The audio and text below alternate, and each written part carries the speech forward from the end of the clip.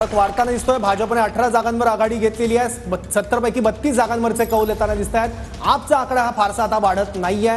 18 जागांवर भाजपचे उमेदवार आघाडीवर आहे। आप आणि भाजपमधला फरक हा वाढताना दिसतोय।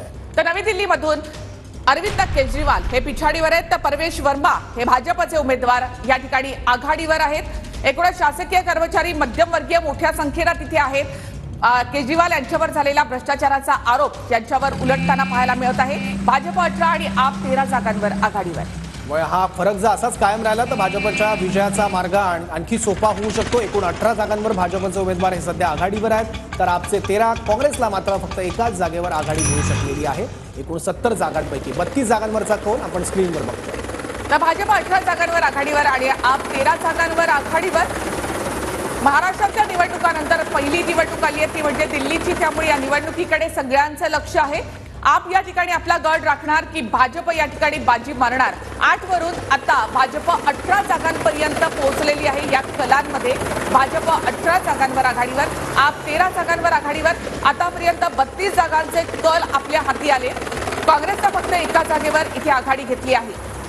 भाजप आणि आप मधला फरक वाढत चाललेला आहे। 18 जागांवर भाजपचे उमेदवार आघाडीवर आहे आणि आपचे 13, त्यामुळे 5 जागांचा फरक। 5 जागांनी भाजपने आघाडी घेतली आणि हाच फरक आता 6 जागांपर्यंत गेलेला आहे। तर मोठ्या लढतींमध्ये चुरस पाहायला मिळते। नवी दिल्लीमध्ये अरविंद केजरीवाल पिछाडीवर, परवेश वर्मा हे भाजपचे उमेदवार आघाडीवर आहेत, तर काँग्रेसचे संदीप दीक्षित हे मात्र पिछाडीवर आहेत। दिल्लीत कलानुसार भाजपला बहुमतासाठी आता फक्त 18 जागांची गरज आहे। हीच गरज काही वेळापूर्वी 21 जागांपर्यंत होती आणि हा फरक आणखी कमी होतोय। आता फक्त 18 जागांची भाजपला गरज आहे दिल्लीत बहुमतात सत्ता स्थापन करण्यासाठी। तर भाजप 19 जागांवर आणि आप 13 जागांवर आघाडीवर, काँग्रेस एका जागेवर आघाडीवर आहे। जंगपुरामध्ये मोठ्या लढती आपण पाहतो। इथे मनीष सिसोदिया पिछाडीवर आहेत, तरविंदर सिंग मारवाह हे भाजपचे उमेदवार इथे आघाडीवर आहेत। फरहाद सुरी काँग्रेसचे उमेदवार इथे पिछाडीवर।